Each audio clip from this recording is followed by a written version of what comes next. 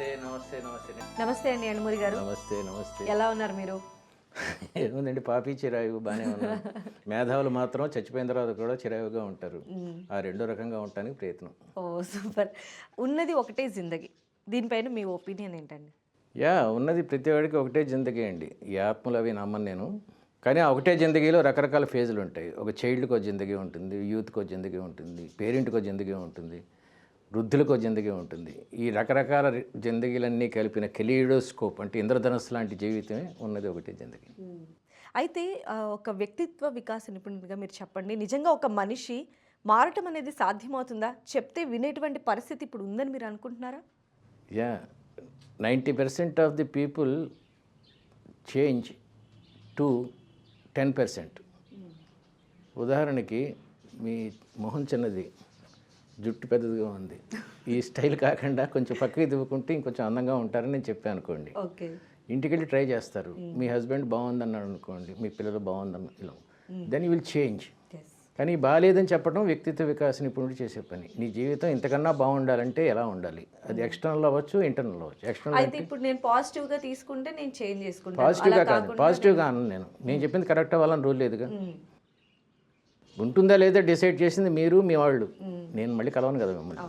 So మీరు దాన్ని తీసుకొని ఈ సలహా కన్నా ఈ సలహా ఇంకా బాగుంటుందేమో. అంటే ఇప్పుడు సలహా తీసుకునే వాళ్ళకన్నా కూడా ఆయన నన్ను విమర్శించారు అనేటువంటి పాయింట్ తీసుకునే వాళ్ళే ఎక్కువగా ఉంటారండి. ఆ విమర్శ సద్విమర్శ లేకపోతే మంచి విమర్శ అనేది మేము నవలస్ రాస్తాం. బాగాలేదంటాడు, నేను అంటాను బాగాలేదు అనొద్దు, నచ్చలేదు అను. బాగాలేదు వేరు, నచ్చలేదు వేరు. నాకు మృణాల్సిన పిక్చర్ నచ్చచ్చు, సత్యజిత్ రే పిక్చర్ నచ్చచ్చు, ఇంకొక హీరో పేరు సినిమా నచ్చకపోవచ్చు, అది కొన్ని లక్షల మందికి నచ్చచ్చు. సో నచ్చటమే ఈజ్ డిఫరెంట్, బాగుంటాం బాలు. ఈ ప్రపంచంలో ఏది బాగుంది బాగాలేదని ఎవడో ఏం చెప్పలేడండి. నచ్చలేదు, నచ్చింది. జీసస్ క్రైస్ట్ కొంతమందికి నచ్చచ్చు, మహమ్మద్ ప్రవక్త కొంతమందికి నచ్చచ్చు, గౌతమ్ బుద్ధుడు కొంతమందికి నచ్చచ్చు. అంతే థియరీ అంతా. ఈ ఉన్నది ఒకటే జిందగీలో మనం ముఖ్యంగా అనుకోవాల్సింది ఏంటంటే బాగా బతకటం ఎలాగా. మీరు అన్నారు వ్యక్తిత్వ వికాసం వల్ల మనిషి మారతాడా మారడా అని చెప్పి. దాన్ని ఒక చిన్న స్టోరీ చెప్తాను. ఒక కుర్రోడు ఉన్నాడు, ఒక 5 years బాయ్, చాలా మిస్చివస్ అతను. తల్లి ఏమో ఒక స్వామీజీ దగ్గరికి తీసుకొచ్చింది. అతను మహాజ్ఞాని. ఈ కుర్రోడు తీసుకొచ్చి స్వామికి కళ్ళకు దండం పెట్టించి, వీడు చాలా తెలివైన వాడండి, కానీ విపరీతం అల్లరి చేస్తాడు, సరిగ్గా చదవడు, ఎప్పుడు కంప్యూటర్లో అవి ఆడుకుంటూ ఉంటాడు, ఇవన్నీ చెప్పిన తర్వాత నాయన నీకేం చెప్పను అని అడుగుతాడు స్వామి. వాడు చాలా అల్లరి పిల్లోడు కదా. అక్కడే రోడ్డు కొత్తగా వేస్తూ ఉంటే తారు ముద్దలు పడి ఉంటాయి రోడ్డు, తారు తెలుసు కదా, తారు ముద్దలు పడి ఉంటాయి.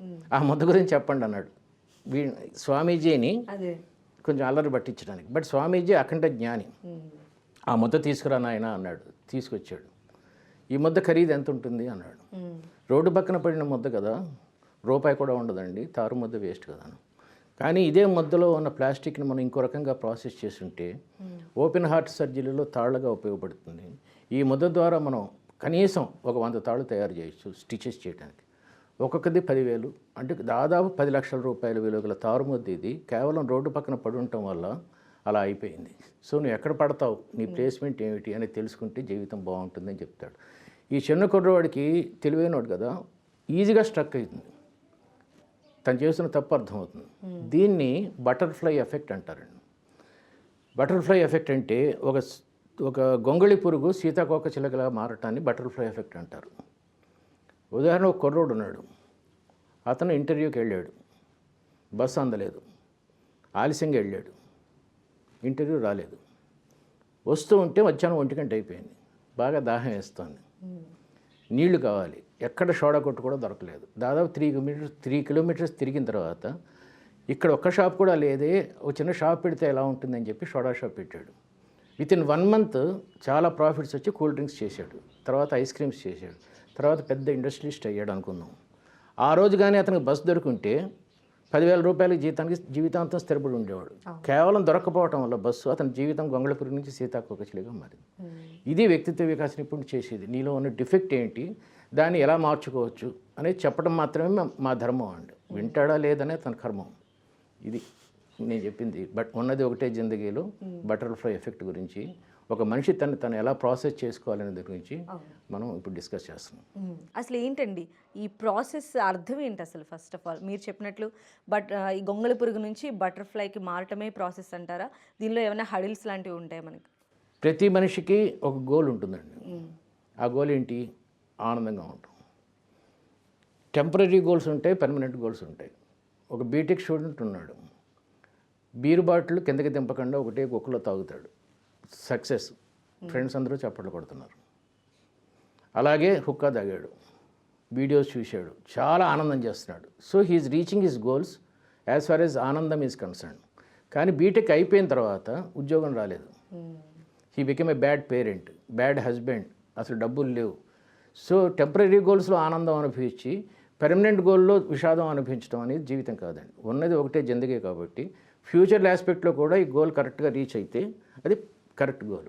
ఇంకో విషయం చెప్పాలి ఇక్కడ. ఒక కుర్రోడు బీర్ బాటిల్ ఎత్తుకొని ఫుల్గా తాగి ఎంజాయ్ చేసినోడు ఎంజాయ్ చేశాడు, క్లాస్లో ఫస్ట్ వచ్చినోడు అదే ఎంజాయ్ చేశాడు, స్పోర్ట్స్ ఆడి కప్పు సంపాదించినోడు అదే ఎంజాయ్ చేశాడు. కానీ ఫస్ట్ మార్క్ వచ్చినోడు, స్పోర్ట్స్లో వచ్చినోడు కూడా జీవితాంతం ఎంజాయ్ చేస్తూనే ఉంటారు విక్టరీస్.